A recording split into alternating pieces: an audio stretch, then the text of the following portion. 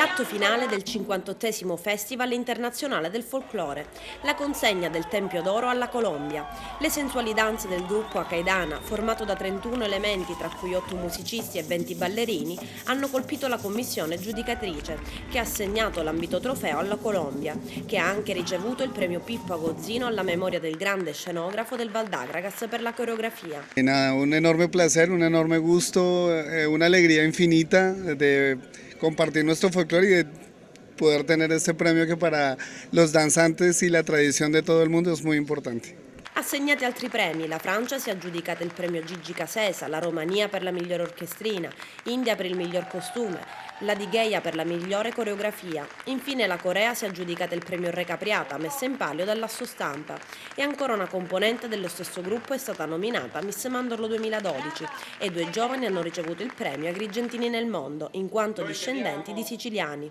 Cala dunque il sipario sulla Sagra 2013, una delle più travagliate degli ultimi anni, preceduta, accompagnata e certamente seguita da polemiche. Un'edizione segnata dal maltempo che ha provocato prima lo slittamento da mercoledì a venerdì della fiaccolata dell'amicizia e ieri dello spettacolo conclusivo dirottato al Teatro Pirandello. In mattinata la tradizionale sfilata per le vie della città tra duelli di folla lungo tutto il percorso, partenza da Piazza Municipio, attraversamento della via Atenea, Viale della Vittoria, via Callicratide e via Manzoni, per poi fare il ritorno al municipio al Pirandello per lo spettacolo conclusivo condotto dal nostro Cristian Lozzito, da Valentina Laimo e da Armando Avellino del Grande Fratello 12, felice dell'esperienza. È la prima volta che vengo a vedere questa straordinaria manifestazione. Da buon siciliano mi sento anch'io un po' figlio di tutto quello che è avvenuto durante questa settimana.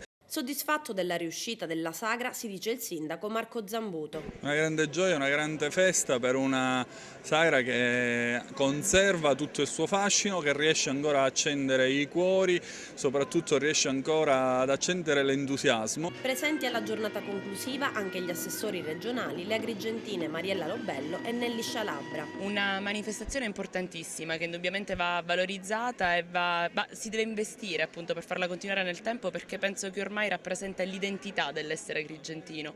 Una cosa importante penso che sia la festa con la F maiuscola della provincia, ma soprattutto della città di Agrigento. La nostra emittente TVA ha seguito l'intera giornata conclusiva della sagra, con la diretta sia per la sfilata che per lo spettacolo al Teatro Pirandello.